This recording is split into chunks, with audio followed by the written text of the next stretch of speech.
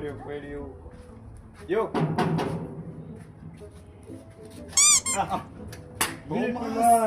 Vipi? Geoffrey.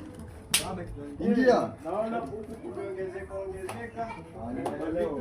Kuanzia juzi. Karibuni mkae. Karibu. Na uli nani?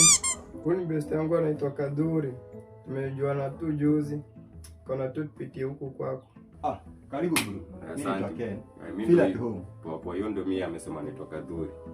Feel at home. Asante. A few moments later. Alafu mbona usikii venye hiyo story ilinistua mimi bana? Hadi mimi bana nilishtuka. Sometimes usijaribu kutrust mtu. Ni hivyo tu. Wala inakuwa hivyo. Alafu bro mimi nikuulize. Wala ipana uko hadi upike. By the way, nilikuwa nataka kupika. Yaani mmekuja nimetoa idea. Mbaya kwa mabaya. Nilikuwa na kiso somewhere hapa. Sinichukue tuende. Mbona sioni? Bali kuna kiso hapa.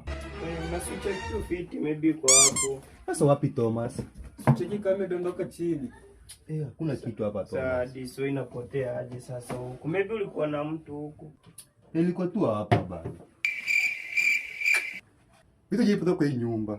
Ni kweli vitu zimepotea kwa hii nyumba. Geoffrey ukiankia siku kwangu. Kila siku Kusema kitu kimepotea kwa hii nyumba. hakuna kitu kimepotea. Thomas unakujankia siku kwangu. Mimi hadi nimeshangaa sasa inapotea aje. Amude check po bro. Geoffrey, angalia basi. Jeni check tuone. Thomas, hebu check chini ya meza kwenda hapo. Thomas angalia. Acha nione bana. Buda. Nini? Auone hadi nishapata. Umepata. Yuko? Silikuwa kiso.